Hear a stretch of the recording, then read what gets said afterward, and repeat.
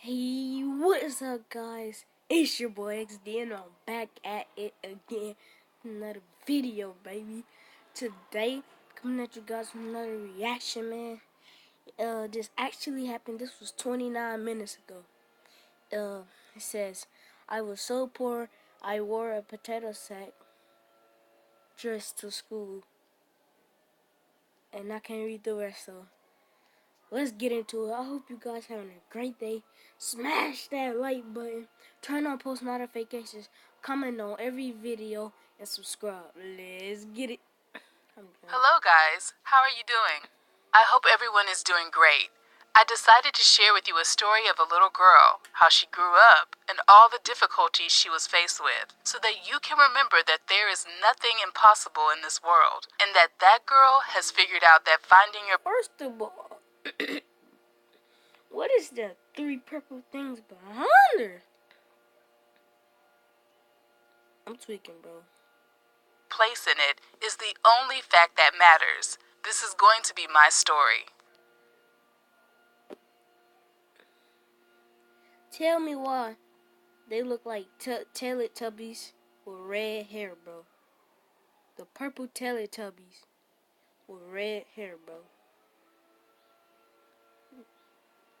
I was born in a tiny rural town in Mississippi into a very small and terribly poor African American family. My mom met my dad and they immediately fell in love with each other. But they never got married, actually. They separated soon after I was born. Of course, I stayed with my mom, or rather with her mom.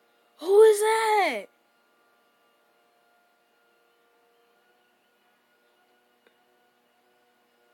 He got a small head, big body, but this man can hold up. Because she herself had to make a living to provide for all of us. So she moved somewhere up north and I stayed with my grandmother. The farm where we were living was really isolated and there were no other kids there for me to play with. So I'd usually entertain myself by play acting in front of an animal audience. I also used to have some fun with toys that I made myself. I turned ears of corn into dolls and played with them because, our family couldn't afford to buy real ones. I wasn't miserable, though, just a little girl trying to have some fun. However, I didn't have much spare time because of my granny. She always tried to find me a job connected with studying. Under her strict control, I'd managed to learn how to read by the age of 2.5. Granny was also a very into church woman, so my first book was the Bible. Even though I was really young, I was 2 years old or something, I do remember how I addressed the church congregation about when Jesus rose on Easter Day, and everybody was really amazed that I got up and did this. And everybody was saying I was gifted and congratulating my granny for it. And I really felt that my grandmother was proud of me, and it was nice. I know that Grandma loved me very much and wanted all the best for me, but she was a really tough woman. She never neglected to punish me. She looked like the... I'm not gonna say it. Like physically beating me with switches, for example. So I also remember the whistling sound the switches made when Grandma wound up and still feel those tingles down my spine. I don't know whether it was Grandma's teaching methods or if I was really somewhat gifted by nature, but I had actually managed to write a note to the teacher on the first day of school saying that I belonged in the first grade. She was amazed that I was sent right into elementary school, skipping kindergarten. Even though I was successful in my studies, I didn't feel comfortable going to that school. My mom still couldn't get a secure job, so there was a period when I had to wear a dress made of a potato sack.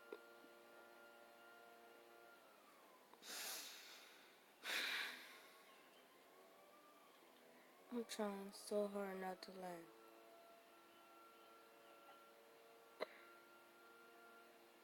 I'm trying so hard not to laugh. Even though Granny tried to make it look okay, everybody could still see what my dress was made of. Even though Mom hadn't visited me at all back then, I almost constantly felt like I missed her. I would dream of the moment when she'd come here and take me to live with her, and the two of us would be happy. I guess my dreams were not meant to come true. She did actually take me to live with her, but only because she was forced to, since my grandma got really ill and couldn't look after me any longer. So at the age of 6, I joined my mom and half-sister in an extremely unhealthy neighborhood in the ghetto. Life there In the was ghetto. crowded, I have to say. Mom worked as a maid cleaning houses and she was almost always absent. But there were always some people around, Mom's friends and some distant relatives that I. Oh, now she ghetto. What happened to the potato sack? Now she ghetto. Got her feet up all on the couch and jump. Man, I'm what the... I ain't gonna roast you though. Didn't exactly know. I wasn't sure whether she was just tired of looking after me or if there was some other reason. But soon my mom sent me to live with my dad and his wife in Nashville. I was 12. They seemed to be really happy to have me living with them.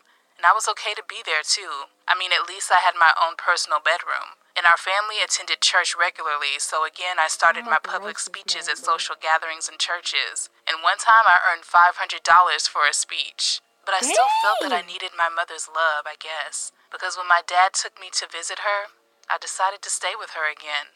Unfortunately, this turned to be the toughest. Tell me why her dad looked like Bernie Mac animated, bro. That's all I wanted to say about the dad, bro. Period of my life, and one I would be happy to forget someday. Mom was busy at her job like day and night, and did not have much time to supervise me, I would say. So I was on my own most of the time. I constantly lived in fear. The low consciousness of the local population, the criminal environment, the poor urban lifestyle, and so. Bro, the criminal environment? Wow, bro. On. There was plenty of stuff I wish I'd never done. I was emotionally devastated for years. I began dating guys. Lots of guys, to be honest. I was stealing money and running away from home, which made my mom mad and disappointed in me. But this wasn't the life I ever wanted to have. And I was also mad at my mom for not taking care of me. I wanted to punish her with my bad behavior for being such a bad mom. And when I thought that there was no way for things to become worse, I got pregnant. I was scared to death and I didn't know what to do.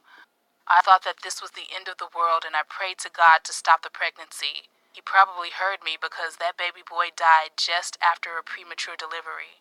Tired of my bad behavior, as she put it, Mom once again and forever sent me to live with my dad in Nashville.